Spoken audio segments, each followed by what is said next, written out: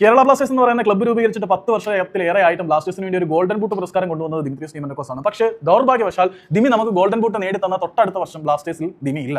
Blasters ഇത്തവണ കേരള ബ്ലാസ്റ്റേഴ്സിന്റെ എതിരാളികളായിട്ടുള്ള east ബംഗാളിന് വേണ്ടി നാളെ ബ്ലാസ്റ്റേഴ്സിന്റെ എതിരാളിയായി ബൂട്ട് അണിഞ്ഞ് കൊച്ചിയിൽ ഇറങ്ങുമ്പോൾ കേരള ബ്ലാസ്റ്റേഴ്സിന്റെ ആരാധകർക്ക് വേദനയാണോ സുഖമാണോ അനുഭവപ്പെടുക എന്നുള്ളത് ചോദ്യചിഹ്നമാണ്. പക്ഷേ കേരള ബ്ലാസ്റ്റേഴ്സിന്റെ ആരാധകരെ കുറിച്ച് ദിമിക്ക് നല്ല ഓർമ്മകൾ തന്നെയാണുള്ളത്. നാളത്തെ മത്സരത്തിന് മുന്നോടിയായിട്ട് ഇന്ന് നടന്ന പ്രീ മാച്ച് പ്രസ് കോൺഫറൻസിൽ അദ്ദേഹം കേരള ബ്ലാസ്റ്റേഴ്സിന്റെ ആരാധകർക്ക് തിങ്ങി നിറഞ്ഞ ഗാലറിക്ക് നടുവിൽ കളിക്കുക എന്നത് വളരെ മനോഹരമായിട്ടുള്ള ഒരു ക്രേസിയസ്റ്റ് എക്സ്പീരിയൻസ് ആണ് എന്നാണ് ഞാൻ വിശ്വസിക്കുന്നത്.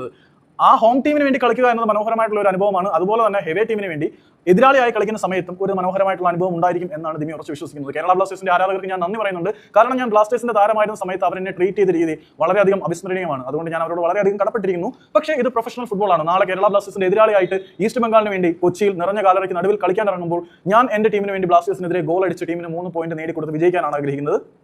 കാരണം ഇത് പ്രൊഫഷണൽ ഫുട്ബോളാണ്. അവിടെ സ്ഥിരമായിട്ടുള്ള സ്നേഹമോ ശത്രുതയോ മിത്രതയോ ഒന്നുമില്ല. ഇത്ര നാളും കേരള ബ്ലാസ്റ്റേഴ്സിന് വേണ്ടി എതിരാളികളുടെ വലയിൽ ഗോൾ അടിക്കാൻ ശ്രമിച്ചിരുന്ന ഞാൻ ഇനി മുതൽ ബ്ലാസ്റ്റേഴ്സിന്റെ വലയിലും എതിരാളിയായി നിന്ന് ഗോൾ അടിക്കാൻ ആഗ്രഹിക്കുന്നു. ഇത് പ്രൊഫഷണൽ ഫുട്ബോളാണ്. അതിന്റെ കാവ്യനിധി ഇങ്ങനെയാണ് എന്ന് ദിമി പറയുമ്പോൾ നമ്മളും കുറച്ച് പ്രൊഫഷണലായി ചിന്തിക്കണം, ആലോചിക്കണം, സ്വപ്നം കാണണം എന്നൊക്കെ ദിമി നമ്മളെ പരോക്ഷമായിട്ട് ഓർമ്മിപ്പിക്കുകയാണ്.